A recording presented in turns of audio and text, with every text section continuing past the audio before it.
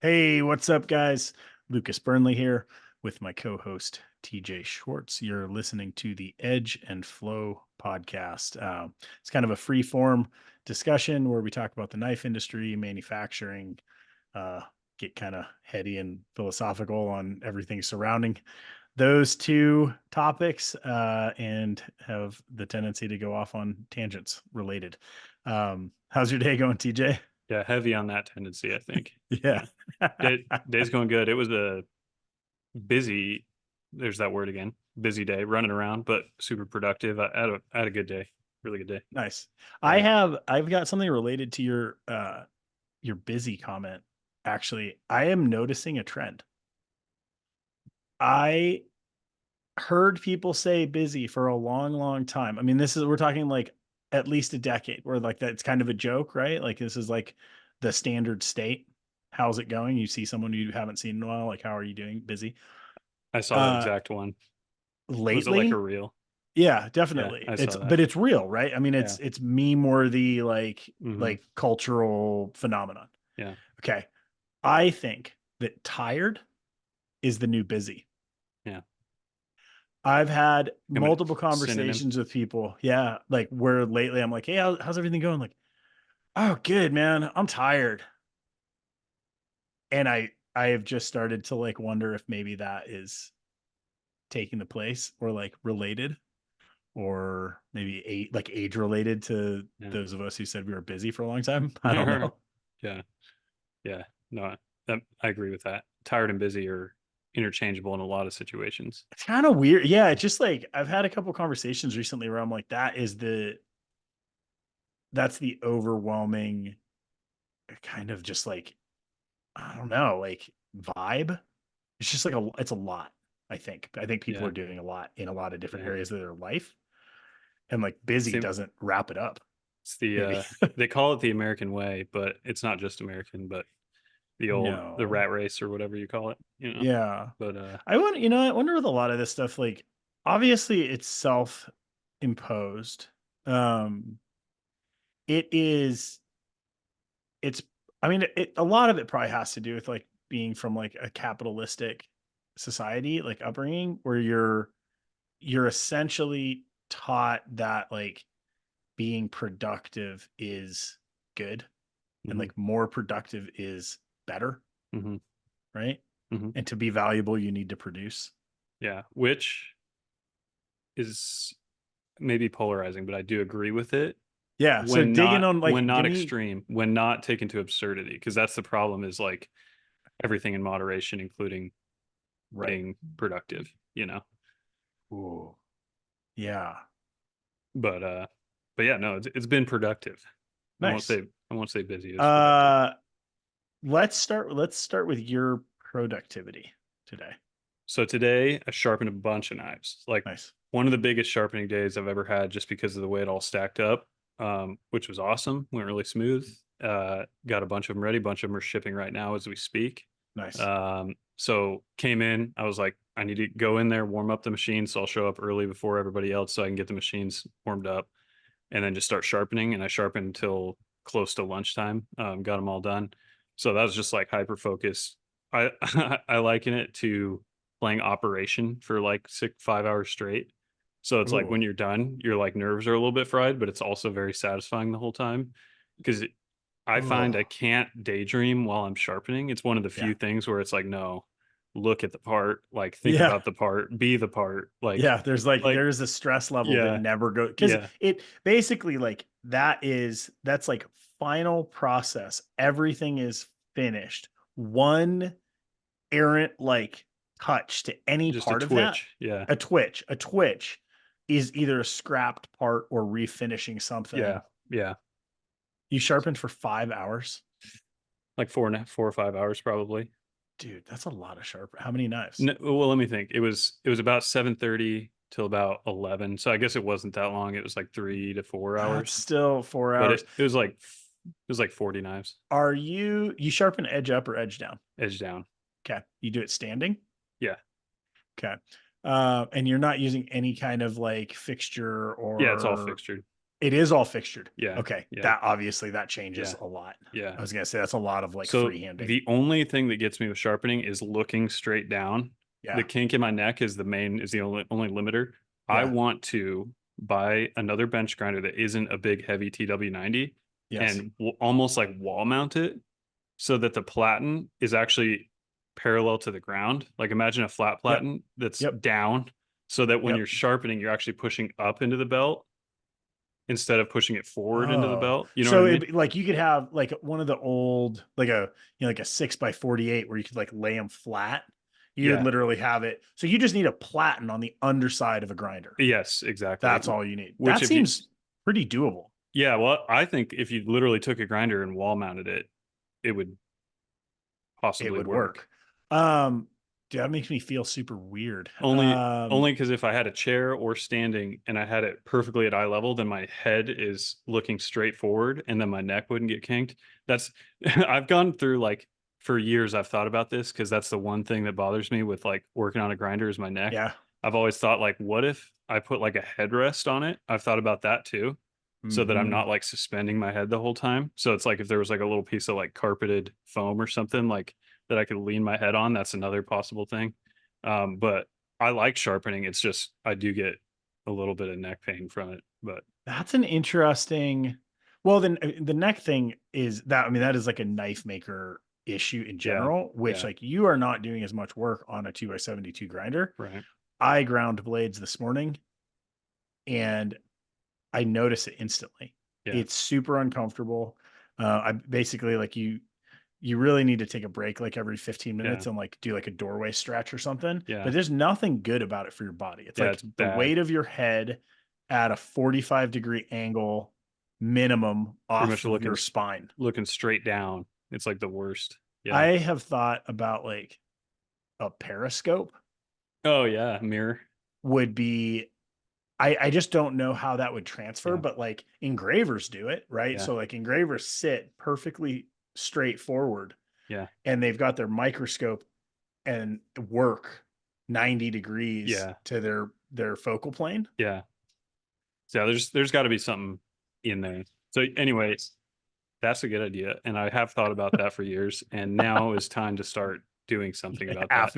After you've done it for Because, 4 hours. well, I do want to get another belt grinder specifically for sharpening. The TW90's way too versatile to just be a sharpening rig. Like Yeah. it's overkill for that. So it's better if that was like the do all, like it's over there, use it for Yeah. deburring or whatever, and then have like a just like Yeah. a burger, like some simple 2x72 that's just easy to sharpen Well, on. and there's no reason that you even need a 2x72. Only thing is when you sharpen a nut, or when I have found I sharpen enough knives at Yeah. 64 Rockwell, the more media on a Sure. belt, the better. Like as far as it not burning up. One thing, what could be cool is a one by, I mean, you can just split belts, Yeah, but if you had a one by platen, because the yeah, support of the platen, you're grinding on the edges of the belt when you're sharpening a lot of times, hmm, at least like to start, like if you're getting into a choil or whatever, yeah, yeah, right? You need a hard edge. If you had a one by platen, one by belt, you get two belts out of every 2x72. And I think it would like functionally, I think that would work pretty yeah. well. It might. I think you might be right. Um, there is there's a company, I actually just saw them at Blade, Texas, and I'm blanking on their name right now, but they do a sharpening system that is, it might be like a 1x42, but it's like horizontal, Hmm. and they use like woodworking like chisel sharpening clamps. So if you've ever seen like the stone Yeah, kind of sharpeners that woodworkers use, it uses like a clamp and a rest. And I've wondered about those, but like you're fixturing, so it's like a different yeah, kind of a yeah. different deal. I feel really comfortable sharpening with the fixture I have. Like I said, Yeah, I think orientation, uh, is the or only thing. But you or still see how you wouldn't be able to see anything if you had it under the belt. you would have to have it up at eye level. So the thing would be like up, like either 6 feet high where it's like you're standing, or it's like 48 inches high where you're sitting. But then where are your hands? Yeah, your hands would be up. like near your eye Dude, that's level. getting, So yeah. you're sitting like back in a chair and you're sharpening like this, as opposed to like looking down. I know you guys don't have a video feed, but I hope you can visualize. Like the belt is going directly towards the wall, away from you, parallel to the floor, and your knife is being put up against it. We need to start just recording video. Yeah, This is I know. ridiculous. I saw Dune 2 last night. Um, which I don't know if you're like a Dune fan. I've Um, never seen them. have you read the books? No. Oh god, dude. Okay. That's like I think you would really enjoy it. Um, imagine like warring agrarian tech society. So basically Yeah. like going to a planet to like they say mine, but it's more like farming. I see. But like a lot of like family intrigue. Really, really Huh. good. But there is a scene with one of their quadcopter pilots where he's just wearing like a almost like a VR. Hmm. I wonder if instead of a periscope, A you camera. could you could essentially use a wearable camera and just have, dude, that Or, is, or or just have the screen on the above the thing, either wearable or just have like a monitor so that you're looking at a I monitor. feel like the wearable is all was That'd like be good. almost because I want to see like I'm seeing now. Yeah. I just it would the only thing that you would have to do is figure like, okay, my head orientation is not related to what I'm seeing. Hmm. So like your movement might change, but that's like a pretty interesting The idea. only hard part about that is I have to look at the knife too. Like I have to look Right. down and look at the, like physically look at it. So if the camera didn't have that in frame, Yeah. you know what I mean? You'd almost need like exactly what your eyes are seeing. So whatever field of view that Yeah. is, Yeah. Yeah. you would essentially have that being recorded. I guess the only thing you run into there is the weight of whatever you're A wearing on your headset. head. Yeah. So, Yeah. okay. Well, I'm curious to see like if you find a solution for that. Yeah. No, I'm gonna play with it. I've thought about it for a long time, never had the space to have a dedicated rig because you're not gonna be able to use it for much else if it's weirdly mounted like that.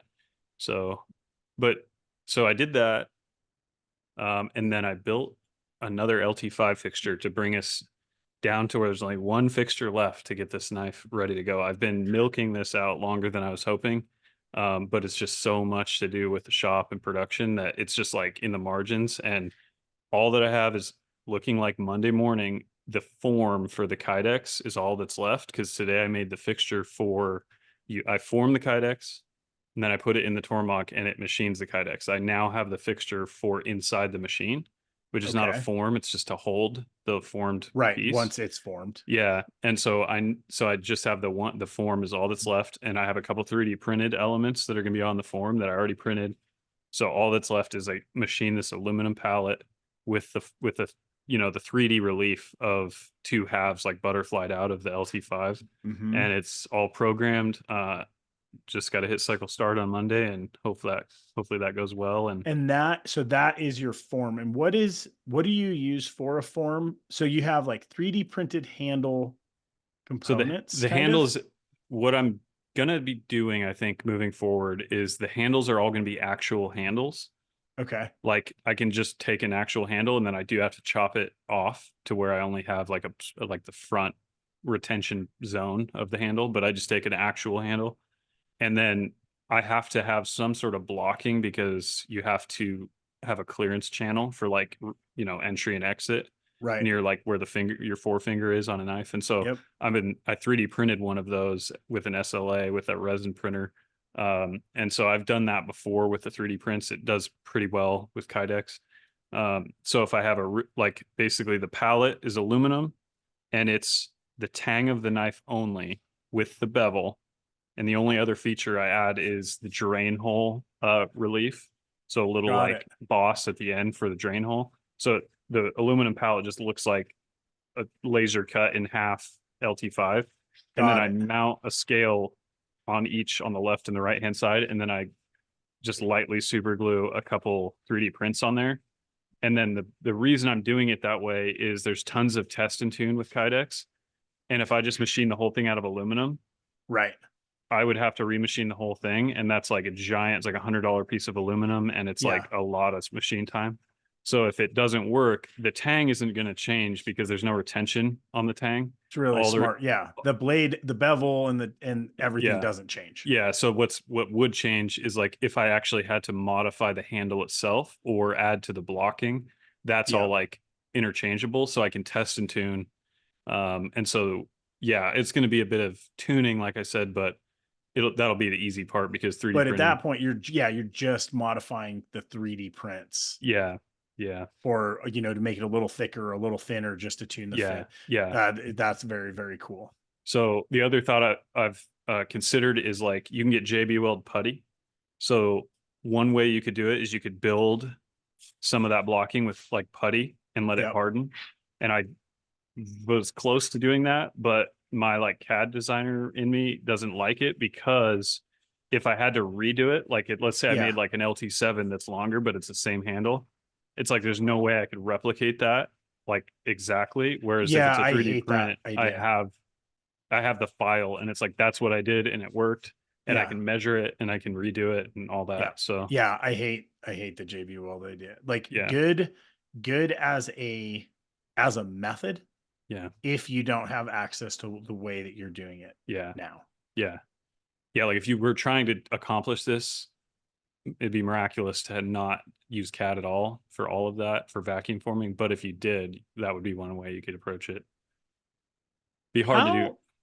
How how are you how are you tracking your production? This is going to lead into a lot of, I think, questions in a minute, or tie into some of like what my week has been. But how are you managing like the new projects versus production? Can I add one more nuts and bolts thing and then I'll answer that question? Yeah. I do want to answer that question, but I was just going to say you're going to cringe. We used the drill press as a grinder stand in the other shop. What are you Guess using what we it did? now? We turned the drill press we turned it into a buffer. I mean, We I'm not surprised. we put an arbor in the chuck and we put a Scotch-Brite flap disc in the drill press Yeah. because we can go low RPM, which we really Yeah. needed. So we're now buffing our Kydex in a drill press and it works perfectly. So It true. works so good. I am all for using tools for inappropriate tasks, which Yeah. that's not really an inappropriate task, Yeah. but It's funny though. it's funny given Yeah. the length of time you and I have been having conversations around drill presses. I know. I know. Um, So instead of using although, it as a buffer stand, we converted it into a buffer. yeah, I mean that's huge Yeah. technological advance. But I want to get back to your question though. I didn't want to miss All that. So right, no, no, no. you're talking about new projects laminating in on top of production and Yeah, time like, are you management. actually scheduling it, or is your brain able to look and be like, "Oh, okay, you know what? I have this task will take approximately 8 hours, and I can fit this in between here," and then you just do that thing. Yeah, yeah, that's exactly what I do. It's been hard because of the move, because the gaps that normally are there are filled with like shop stuff, kind of one and done, like, you know, Yeah, buy once, cry once, like I gotta go hang some more lights or whatever. So it's like there's been a lot of crap like that that's filled that extra margin time. yeah, But the big thing about this kind of work, the hardest part is I have to manage when it can go on a machine. right. Because I now have two guys working in the shop and it's like they're both running a machine a lot of times. And so they're scheduled on a weekly rotation. And so I have to like this fixture for the form has to be done on Monday. It can't, like, basically the rest of the week is going to be hard. So I basically have it set up to scheduled in to run it on the sile on Monday. So it's my design time is easier to find because I can just sit down and do it. But the machines definitely are a deal. And so that's where that X9 I think is going to help a little bit, just one more spindle. Yeah, Um, but that's the trick right there, is getting the machine time. Because and right now, I mean, the fact that you have additional bodies is definitely helping because there are areas where you're freed up, which I don't have at the moment. big time. I can free myself up, but that time comes from somewhere. Yeah. Um, yeah. So I'll tie this into like what I was thinking is like basically somebody in my Facebook group posted a rendering of a design I did 9 years ago. And it was called, it was this little, it was uh, like a little Kiradashi. And it was right when I was starting to play with Rhino for 3D modeling. And like I modeled the bevel and like kind of figured some stuff out. And then that project, like I just never did it. At this point, do you have projects that are like old that come back around where you're like, man, I would love to do that, but I Yes. legitimately do not know Yes. where to fit that in? I have like 5 or 7 of those that have Okay. been sitting in a freezer for like freezer burn to hell. You know what I Do, mean? do they Yeah. do they fit in your current line? No. Like what The there's a couple that do that are like, yes, I'm going to do those in the next 18 months kind of deal, but there's like 4 or 5 that I'm like, "Oh my gosh, that's a what I think is probably a good idea. No idea, it doesn't fit the model. right Not sure what to do with it," kind of deal. doesn't fit in the brand Yeah. as you Yeah. have it now? Yeah. Man, I have so many where I'm like, this is essentially, and like Burnley brand kind of from the beginning was always meant as like an overarching like design house in my head, in my like Mhm. ADHD brain. That's how I put it. So like I have multiple lines and like almost businesses inside of that. But like the reality is like it's just me and Maddie. And to be able to pull certain things in at this point is like I like can't figure out how to do it Yeah. unless it's just kind of maintains that like one off like oh random project added in like thrown Yeah. out. um Yeah, I think the only way I can handle that is it's just gonna be a one at a time thing, yeah, and the well is deep for those one thing, and then yeah, so when I finish the LT5, I'll just decide on what the next thing is and then start putting that in the margins because I've just found out like I can do production and I can do one thing and squeeze that in. That's it. You know what I production mean? plus one. Yeah. That's Yeah. pretty good. So I mean we had talked, I forget how you framed it the first time, but like kind of like how many balls you could juggle, Yeah. Yeah. and it was like 2 to 3. Yeah. For me So it's two. you're at this point, it's 2 Yeah. production plus 1. That is a pretty good way. That's a pretty good way of looking at it. Um, so I would say for like the past week or so, I've been doing a few things. Um, I've been having a design conversation for a collaboration. Okay. I've been doing machining for a batch of Quaken frame locks. And then we've been working through like an apparel drop and also trying to start to plan for Blade Show and Pacific Northwest Custom Invitational. Cool. I, right. It last night at about, yesterday afternoon, like about 3 o'clock, I hit full ADHD, like, paralysis. So if you have ADHD, like you will know what this is. But essentially, like the way that I like to think about it is almost like you hit like the loading page and it just sits there. I I was at a point in my day where I'm like, kind of choose your own adventure. I'm like, all right, I just finished the last job. And I was like, I can do one of these 5 things.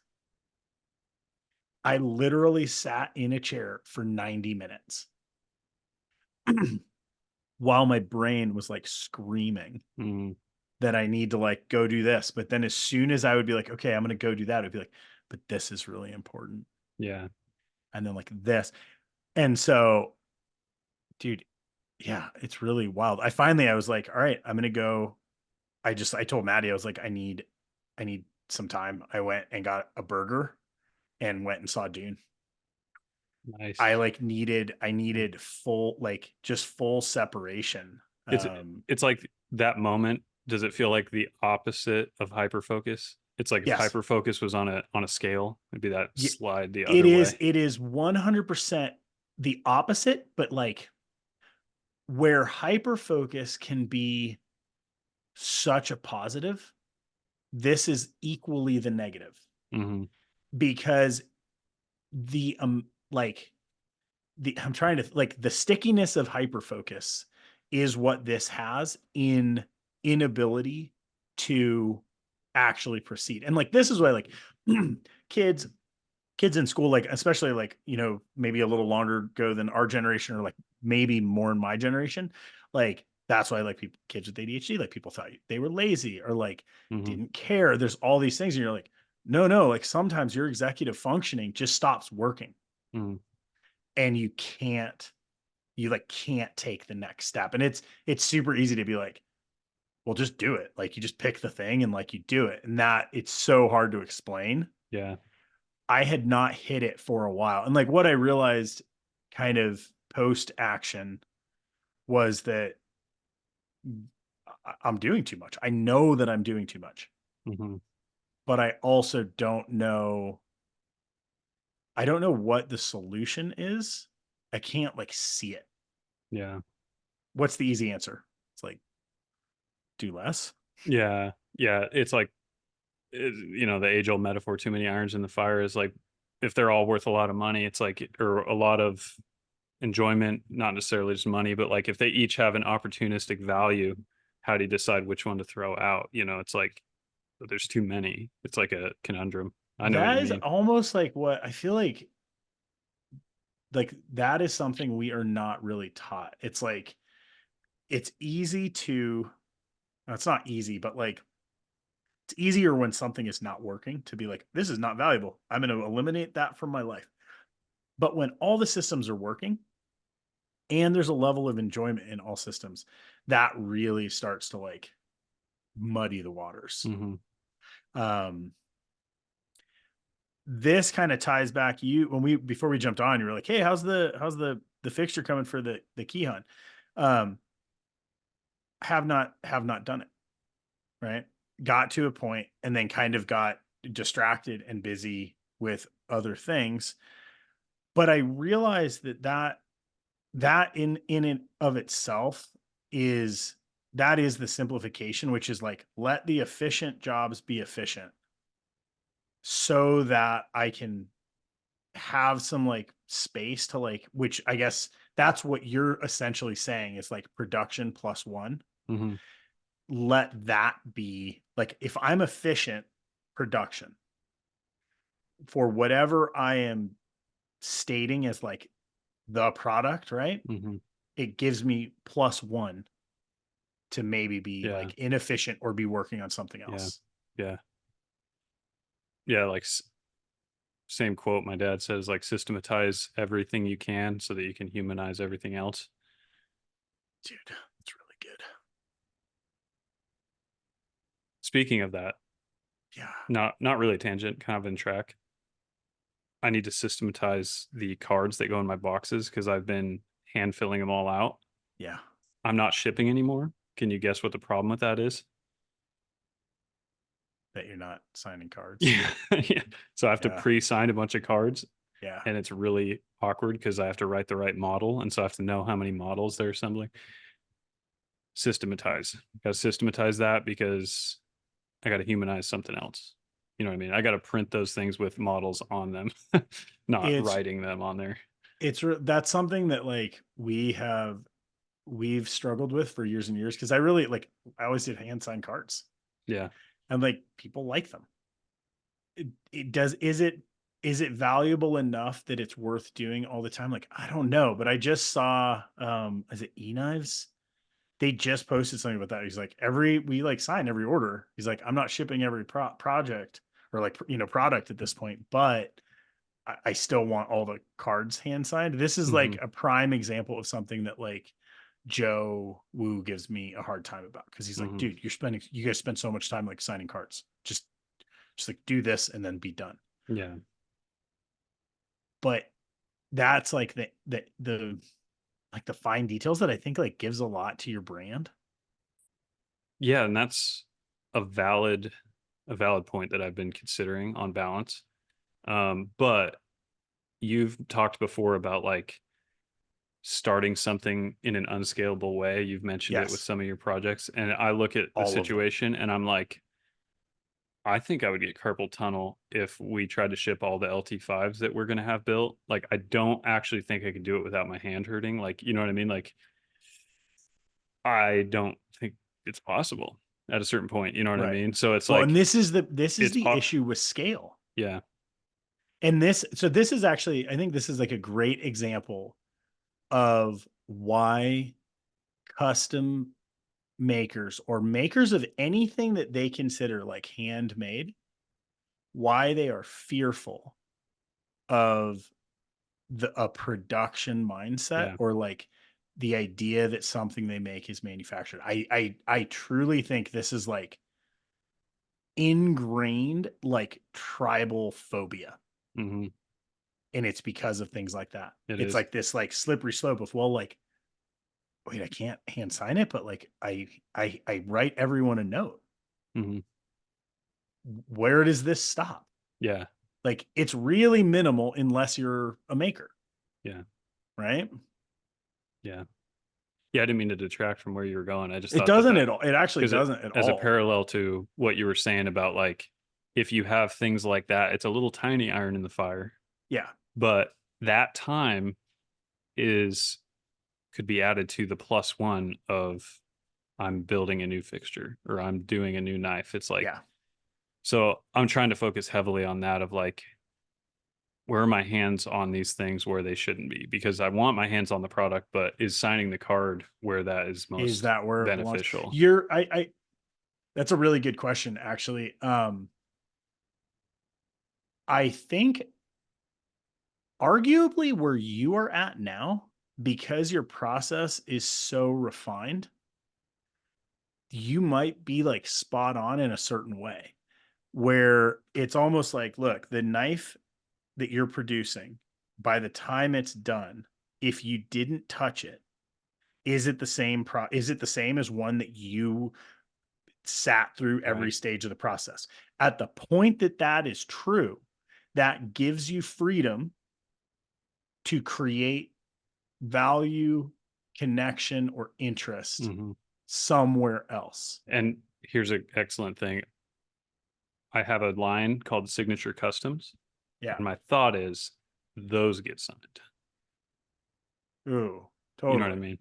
Because it's like there's it gives people the ability if that's actually what they desire. You know what I mean? Like it is there, Yeah. but Well, and it ties in, it ties in to the concept of like someone that is caring about you being involved in every step of the process versus someone who is very happy who wants to value? find wants the value and wants your Yeah, product. And they're yeah, two, yeah, not that they're always different people, but I think in general, not everyone is going to value a signed, product card the same way. right. That's a pretty good.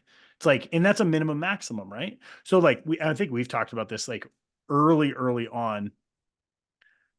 I had kind of had a thing with emails where it was like, I can't answer all the emails that we get, but I can answer the emails that refer to me by name. Hmm. And because at the point someone is using my name, they're familiar enough with the brand, or they've met me at a show, or they are in Facebook. And it was just one of those things where it's like, it's a minimum maximum. The people that actually care are making it all the way through to me and getting an answer from me. The Hmm. people that just want a quick answer we're getting an answer from Michelle or, Yeah, Maddie or yeah, whatever. yeah. They're like getting an FAQ Yeah, response. Like, yeah, yeah, exactly. yeah. But still a human. And I actually think that in some ways, this is like super relevant now as we like move into more like AI, because there's going to be a lot of things that we can have solved by some type of AI assistant. The only people that's going to be a problem for, well, I mean, at a certain scale is like people that know the owner or Hmm. people that have been in the brand since they remembered talking to a customer sales rep or, Hmm. it's like, and if you look at a big business, right, like a big knife company, and you're like, okay, well, sales rep goes to these shows, like you're at NRA show or Blade show or whatever, and like you're dealing with some small shop. There's a name and a face and a handshake, and you're submitting an order and they're responding. That's different than submitting an order and having like AI give you like a general Yeah. response. Yeah. Yeah. You're going to be like, but I want to talk So to Deborah. let me ask you this. You're talking about having too many irons in the fire. Can you think of any little tiny sliver irons like that you could throw out? Like, what are your hands on, or what is your brain on that doesn't have the value? Because we've already discussed, if it has a lot of value, that's obviously a hard decision, but there's got to be some things that aren't a hard decision. Okay, hear me out. Um, Tangent topic starter. Have you have you watched True Detective? Mm-mm. You need to do that. I'm But uncultured. dude, I'm revealing that that. one just binge it with Becca. It's so Hmm. good. Hmm. It's so good. The newest True series is so Detective. good. Okay. True Detective. Um, there is a quote that pops up a few times, which is like, you're not asking the right question. Or like the question of the obvious question the one that actually needs asked? Where this ties into what you're asking me is at this point, I can't figure out if the issue is actually me trying to be more structured and like productive versus the idea of like, what of these other creative pursuits can I stop doing? It's like, is my productivity better used for this like really patchy creative process that like jumps around? I can't answer that yet. To like, it feels like if I was just left to my own devices with enough money in the bank that the day to day wasn't critical, I would probably project hop Hmm. a lot. And then I would like and that's the thing, like with I think the way neurodivergent brains work sometimes is like, okay, you're good at doing things that you're interested in and rubbish at anything else.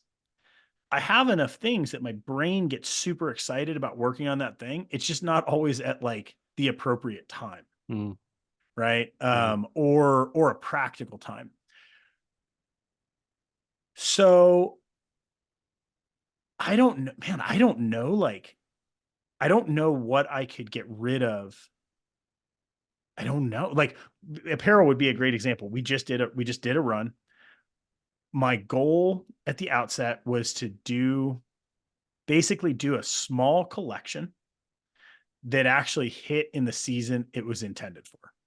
Okay. So we were doing like a crew neck sweater, sweatpants, and a beanie, making sure that those actually were sold inside of the time when it was cold out. Hmm. It was important. But when I look at the time that went into it versus the amount of revenue that comes out of it, there's no way that it makes sense. Hmm. Right. But it was still satisfying.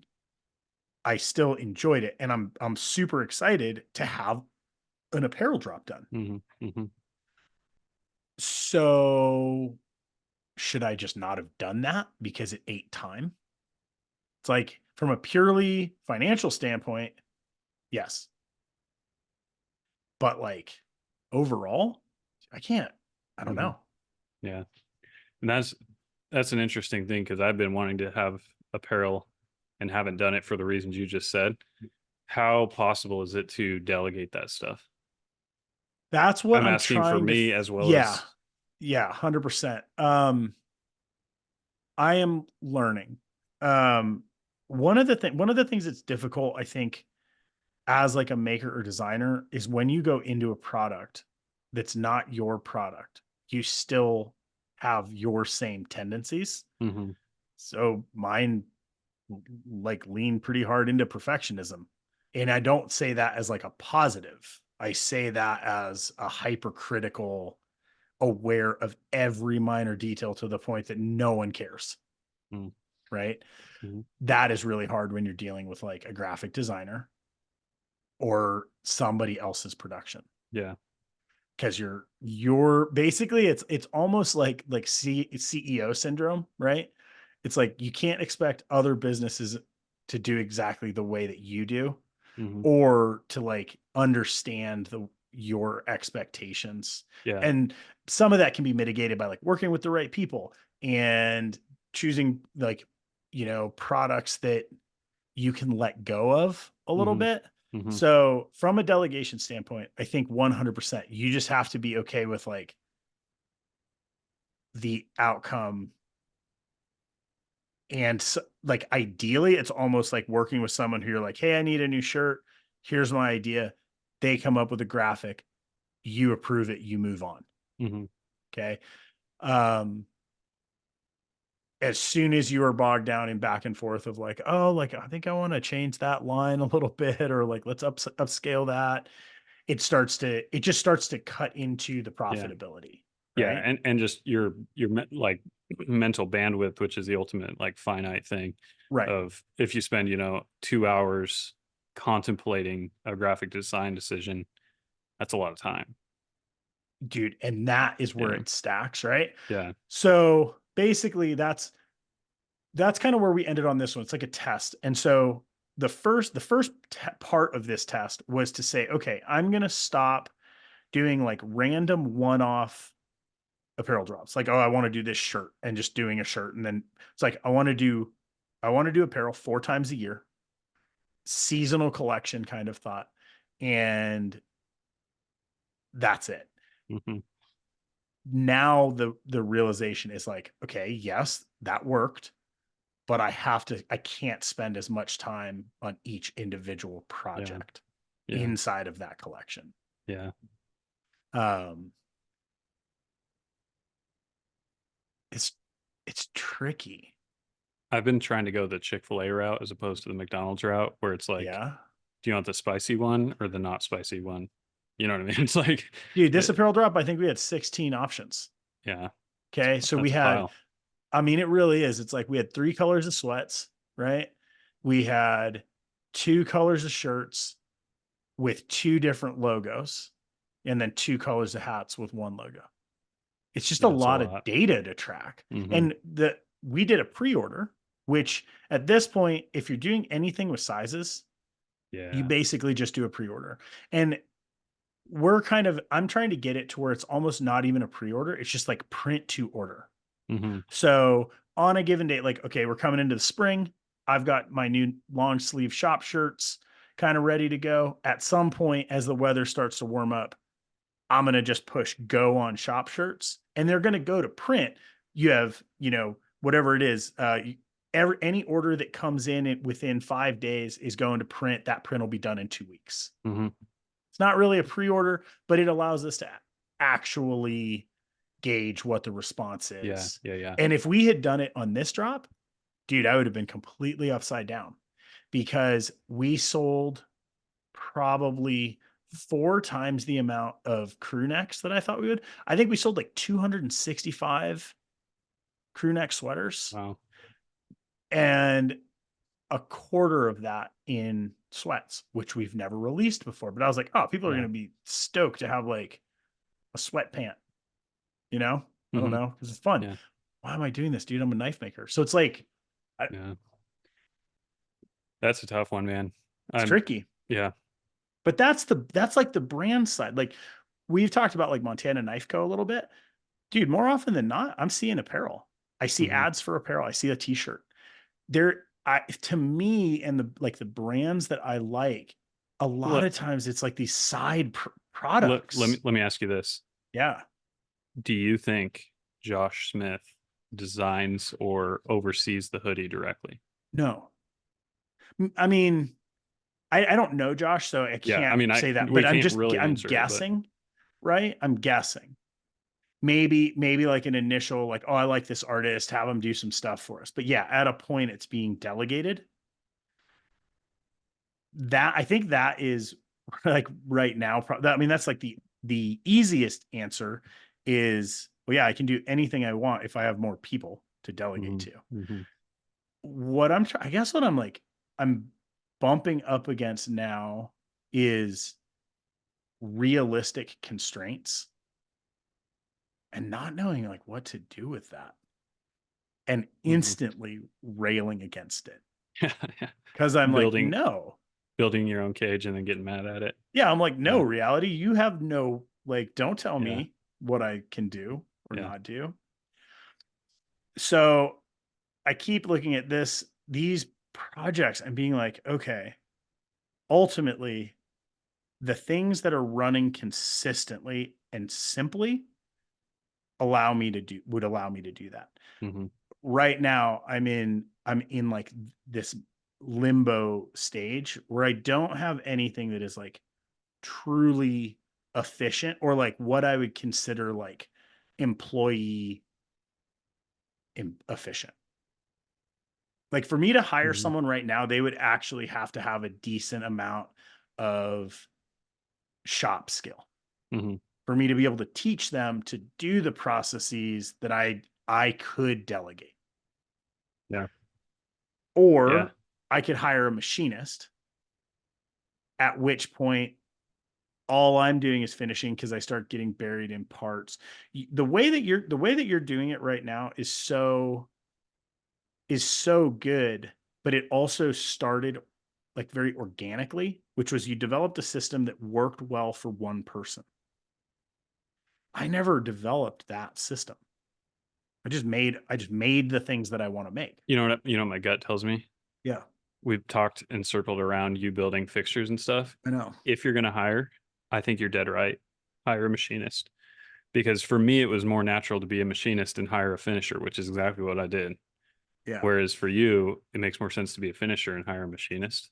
yeah, Um, for you to be the machinist and the finisher, I think we both know that's not easy, yeah. as we've Well, discovered. that part I can reconcile because at this point, for me to be the machinist and the finisher, the one expectation is that I can't do that much. So Hmm. like I can't run parts, you know, nonstop and expect to be able to finish those part sets. But I also don't have the need to do that, right? It's like we've talked about that. Like if I could get to the point where I'm running, 25 fixed blades a month consistently just for the website, that is huge, Hmm. right? For me to jump that to 50 means that all of a sudden that's my time for the month, Yeah, yeah, probably, yeah. right? I guess like part of what I'm trying to figure out is like how how minimum maximum, right? What is the minimum amount of time I can spend in these different categories that still yield like a real like output, Hmm. right? Um man, and that is why my brain shut down yesterday. I've been on a trend the last 3 years of that was, I would say, what you just described, the like wide, thinner approach to business. Yeah. I've thrown that out and I've gone to narrow and deep, Yeah. and I like it a lot better for my like stress level. Yeah. Um, just what worked for me. I I think that there's an element that I can see that will work for me too. And not to say like I have been in similar before. Like, Mhm, I mean, we can go back 10 years at the point where like basically I just started learning CNC and all I was making was Quaikin flippers. It wasn't efficient, but mhm. it was focused. Yeah. That was what my job was. I did Mhm, those, I did side pops, made a few fixed blades on the side. But really the only thing at that point that was like running with the efficiency of the CNC in any capacity were side pops and Quaikin flippers. And mhm, I didn't hate it.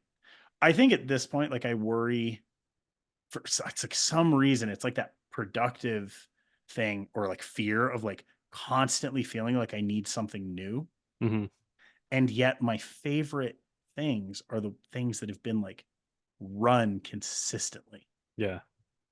Q Sabenza, Yeah. No like, kidding.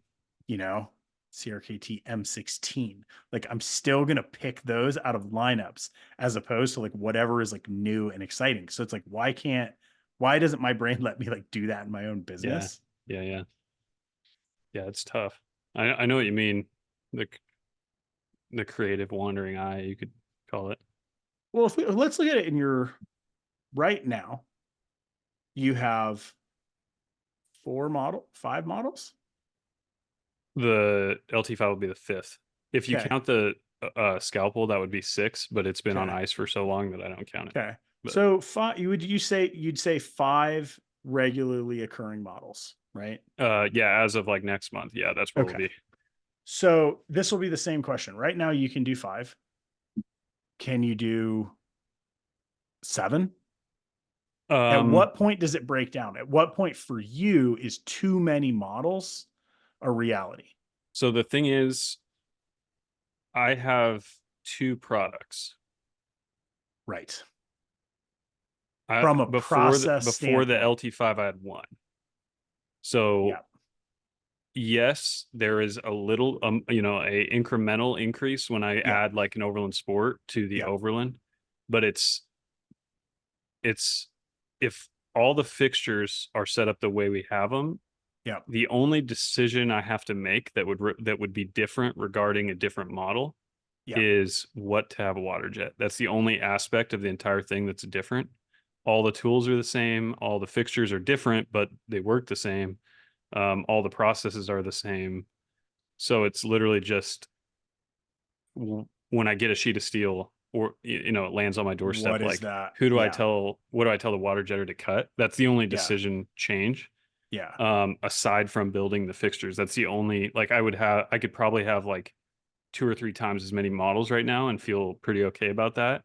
But Yeah. I can't find the time to build that many fixtures. That's the limit. Right.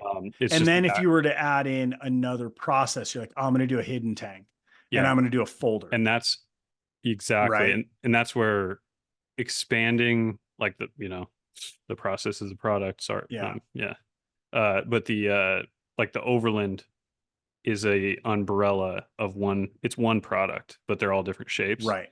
The LT5 has been dragged out for a long period of time because it's a new umbrella.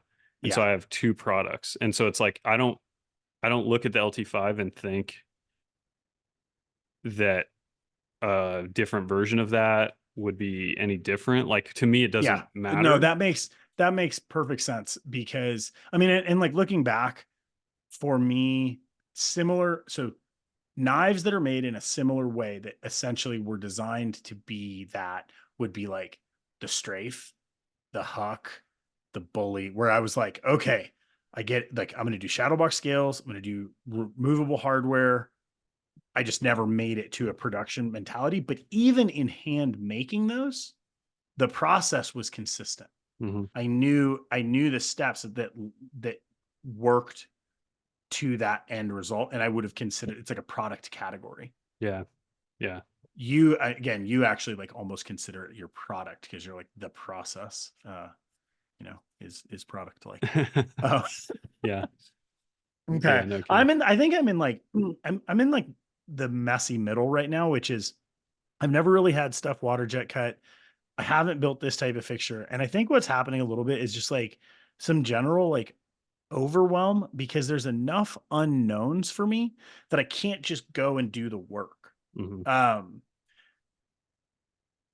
Came into the shop this morning and I was like, I need to like warm up the engines, right? Mm-hmm.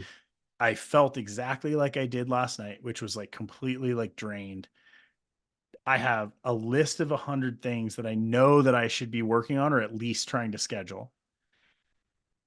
And I couldn't really do it. And I was like, all right, I'm just going to start making cord wrap knives. Mm-hmm.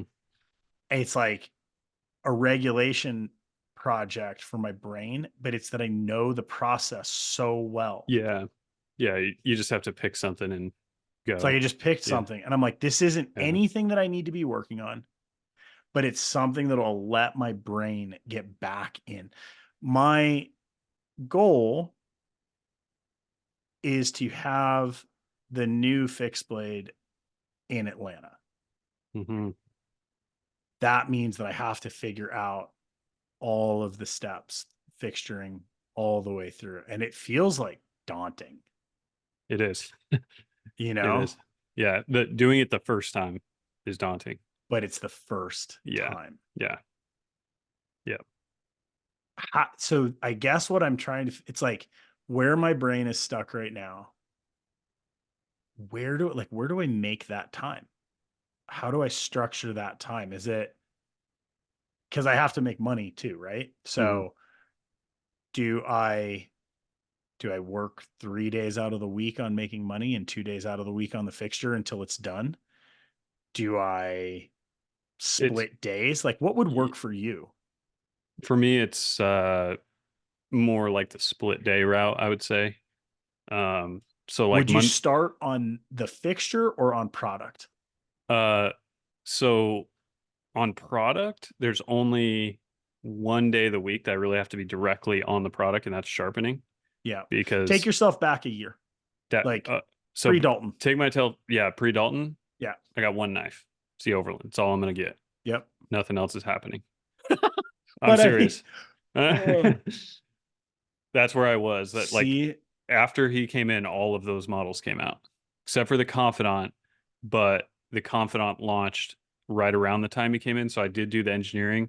But it was the Confidant that forced me to change my okay. direction because it wasn't. I realized that expanding this product to be more Yeah. than one knife is not possible. Is where I That was. actually makes me feel way less bad because like I've got a lot of products. Hmm. Yeah.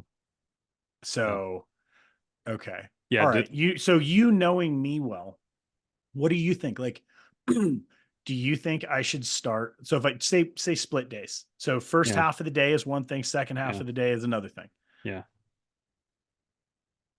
Knowing Start on knowing product or design. knowing you, don't split the days. Do Don't full split the days. days. Do full days Yeah. because Do of hyper focus. yeah. Do full days. Schedule those days, 1 or 2 days a week, whatever you can make work. Because I do split days now, but I've gotten like Trello set up to the point where I have a Yeah. checklist. So like Monday, I know I need to build that fixture that I mentioned. I have the same checklist every Monday that I do. It's like Yeah. 8 things. Yeah. And then sometimes there's an extra one that I add if there's some weird thing going on. But Yeah. I'll do those 8 things real fast and I'll do them as fast as I can. And then I know as soon as I check the eighth box, boom, instantly I'm making a fixture. And so I have the 8 checks, check the 8 things, go. And so without that, the split day didn't work for me because Yeah. it's like I would do like 3 of the things Yeah. and then I'd be over there working on a fixture. I'm like, oh, I forgot. Dang it, I didn't post the Yeah. podcast. Sorry, everybody. You know what I Yeah. mean? Like, and so those check boxes are what do it for me is like I have the freedom to walk away as soon as they're all checked and then I pivot.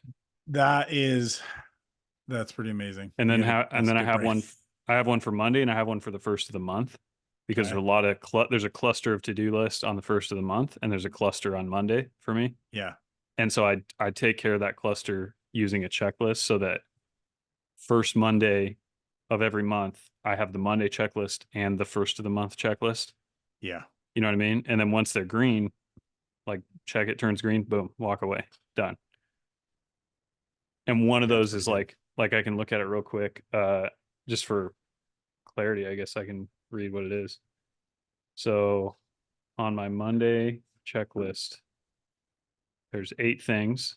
Post the podcast, first thing I do every Monday. Don't call me a liar. I know I am Yeah. because I don't post it every Monday. I don't always have one to post every Monday is the problem. Sometimes we don't record it. Yeah. So post podcast first thing. The spreadsheets that we use that are our mainframe for our whole shop, I have to generate that for the previous week's sales. So the midnight before that is when that week terminated from the sales. Okay. So I create that spreadsheet. It's just quick copy, drag, format a couple things. Then I set up the 3 weekly blue bins with those labels on them for that week so that immediately the guys can start filling them. I answer all the emails that are there. I order every Kanban that's in my Kanban order bin. And then I have a shelf in the shop where everything that's been delivered that is a Kanban, I don't put it away when it arrives. I put it on the shelf so that every Monday I order the Kanban stuff. And then the stuff that came from last Monday is probably there. I store that and put the Kanbans back. Then I do my QuickBooks. Then I order tools, carbide tools, because I don't have those Kanban. So I take a sheet and I go count them on a sheet. And then I have a spreadsheet with the links to every tool with a number. So I go and I have a number of how many I should have in there as a max and how many I do have. And then I just go through the sheet, add to cart, all the Okay. things to make those tool Full numbers full. backup. Because it just, to me with those tools, it's hard to Kanban like 32 things. It's too many Kanbans. So that's my Monday. That is insane, dude, In what way? in how structured and organized and how much sense it makes. It does That, work. like, I'm using Trello too. I have tried, I have tried a lot of different techniques as far as like like I used to do Fridays as like material orders days. That that is a huge amount to get done in a single day, and that sets you up for an entire Yeah, and I week. can tell you, if I had to do all that stuff without the list, Yeah. I would be trying to go build a fixture, and I'd find myself in Fusion for like an hour and a half, and then I'd remember I'd go to my email real quick and be like, oh, I got like 20 emails. Gosh dang it. And I would do that. Okay. Then I would go back to the fixture. Then I would see my Kanban thing, or I'd be Yeah. like, crap, I Yeah. forgot So last week. that's where I'm Yeah. at right now, Yeah. basically. So Right. give yourself lists for the first of the month. If there's any like important day, like first of the Yep. month and Monday for me, and then throw the chores that you know need done. And then if you ever forget something, like you're like, holy crap, I can't believe I forgot to pay my mortgage. Add that to that list, and you'll find that those lists will start to grow because you'll find that there's a chore that you didn't think about that once you've Right. forgotten it once, you know Yep. to put it on which list. Is it monthly or is it weekly? Yep. And I've found that almost every chore that I have fits in one of those two categories of either doing it on Monday or Yeah. And doing you're it on the just like first. linking them too, which is, it doesn't matter that it's something personal And necessarily then because you start to get the same value. here's the dopamine thing is I know as soon as I check that eighth box, Yep. I get to walk away with no guilt and I get to design or build a fixture or Right. whatever. But that means you get to walk away, and then for how long? So I don't look at that list again until next Monday. So if you're saying, so that list takes you all of Monday to get done. No, I mean like because it's so ordered and I've done all those and I have them all like in spreadsheets, it's like maybe an hour and a half to 2 hours. Okay. So that would So, list would take me 2 days. And then but but here's the thing, I'm the same way. But if you have the list and you have that dopamine management system of like reward. check the eight Yeah. boxes, and then you get to design and it's like boom, boom, boom. And then I do it. I'm in some way like a lot like you in that it's like if I can see eight check boxes, I want to check them. If I Yeah. can't see them, they're all over the place. It's a rat's Yeah. nest. You know what I mean? Yeah. If it's not on a list, it doesn't exist. Yeah. So that is how I've managed the chore side. That's pretty good. So that right there, that ties into your question to me earlier of like, what can I eliminate? It's not eliminating, but it is simplifying. Hmm. So I've done a little bit of this. So like I have in Trello, I have a monthly output list that starts at the beginning of every month. And it's got the products that I know that I'm considering like our bread and butter, non-negotiable products. Okay. Hmm. I'm I don't have incredibly structured as how I do those, when maybe that is something that I could like tighten up.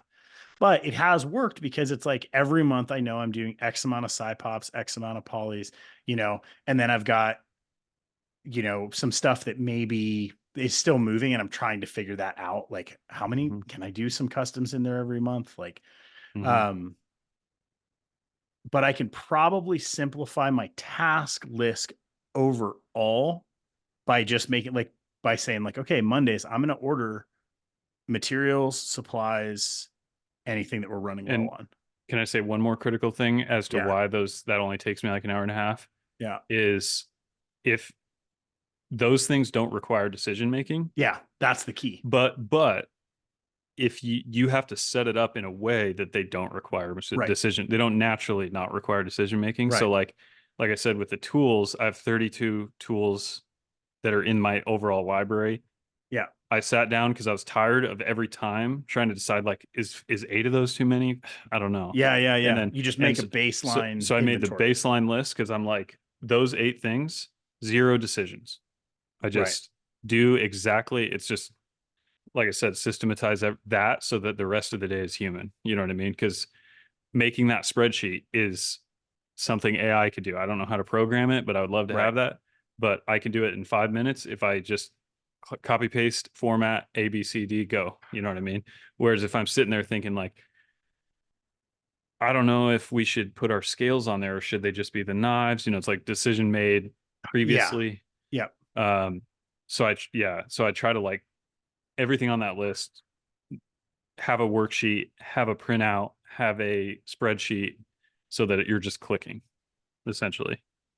Right. Same for shipping, supplies, everything. Yeah. And that's all Kanban. All the supplies are, I need to pick your brain a little bit on Kanban, or just have you send me like dude, links where you learned. Kanban has saved us so much struggle, Yeah. like in immeasurable struggle. Yeah. There's zero chance I would ever go away from it. Like it's cornerstone, pillar. Okay. Could not afford to And not that's have it. one I think right now, I think what I'm going to do, I'm going to take take the feedback on doing full days, and I'm going to try to make sure I get at least one full day on fixture this like coming week. Okay. And then I'm going to try to ramp that up and that's what I realized. It's like I have a few months till Blade, but I'm going to run into problems. I'm going to mess something up. And ideally, I can make it through, like, we were talking when I first started even just getting water jet done. It's like, do I do it local? Do I like outsource it? Like, there's all these steps that are involved that like they're so far outside of like what my normal workflow is Hmm. that it's like just a big stop sign Hmm. and or like red light, and you don't know when it's going to turn green, you Hmm. know? So I think eliminating as many variables as possible, and just like same with Kanban, where it's like if I look at my entire shop, it's super overwhelming. But if I say like, okay, I'm just going to make sure that for the Keyhon, whatever hardware I have for that and whatever tools I have for that is Kanban, then it can like ripple out Then it from that grows. Yeah. product. Yeah. Yeah. Okay. Those are going to be like my accountability tasks for next And when podcast. you have an employee, it's absolutely way like the Kanban thing. It's like when there's only one person, it's like, Yeah. for me, it definitely helped a lot, but like you could see where it'd be like, well, is that like redundant in a way? But as soon as I had an employee, it's like he hits the bottom of the eyelet drawer, Yeah. black oxide eyelets, puts the card in a little bin. I don't even have to know about it. Yeah. He knows on Monday morning, I'm going to order everything that's in that bin. And he knows that there's that much more. A replenishment is already sitting on the shelf. He already knows where it is. So Yeah. it's like he doesn't have to tell me to order stuff, which if you don't have Kanbans, like if you Yeah. like, you'll just get every 15 minutes, like, oh, we're almost out of this. Oh, we're Yeah. almost out Yeah. of Yeah. this. Oh, we're Been almost out been of there. this. I mean, me and Maddie Yeah. still do it. And I do it to Yeah. myself constantly where Yeah. I'm like, oh man, I know I need this. And then I forget. Yeah. So, and it is right now, I think the other big takeaway for me right now is to remember to think about the way that I'm making something as a product in and of itself. And then I can think of what else I can group in there. Yeah. Yeah. So like right Exactly. now, I know like I've got like 4 or 5 knives that fit really well into like the Keyhon kind of like size envelope, materials, everything. That is a logical starting point to like get one running, and then if I want something else to just add it to that system. Um I'm gonna Jens listens. So Jens, I'm gonna call you, but I gotta call Jens because I want to pick his brain around this too, Hmm. because he he came at what he's doing in his shop now, multiple employees, like more manufacturing, from what I'm doing now, right? Which was making Hmm. weird one-off stuff and like making custom and like kind of maybe outsourcing occasionally, but like I think that his path to where he's at now probably dealt with a lot of the issues that I'm kind of running into, like multiple product lines, multiple categories, materials, all this stuff. And I'm curious to hear like maybe how he Hmm. did that. He did. He is the one that told me about Trello. So I know, and me too. yeah, And I'm finally listening to both of you guys. Or we could just have Jens on the pod. let's do it. Let's do that. You want to do that? Yeah, I do. Hey Jens, you want to be on the pod? Okay. Yeah, we'll wait for a response. Yeah. We, Oh, and he heard us. definitely, Yeah, definitely hurt us. his senses Um, tingling. okay, that was kind of a deep dive on some of the issues that I'm having right now. So thanks for the shop therapy session. It's been fun. It was a good one. Yeah, that's super helpful. You want to wrap it? Well, let's wrap it. That sounds Okay, great. I appreciate all cool. you guys though, Yep. and that was fun. And thank you for the Patreon support. Yep. Saw a few Big new time. supporters roll through. We appreciate you guys. Yeah. We're like always talking about kind of next steps for the pod. We got a meeting next week. Yeah. So we're working on stuff. The Appreciate you pod is one guys. of those irons in the fire that's just decarburizing into. Yep. Yeah. Yep. We're just trying to figure out next Yeah. steps. Yep. Yep. It's All right. yeah. Appreciate you guys. Take it easy.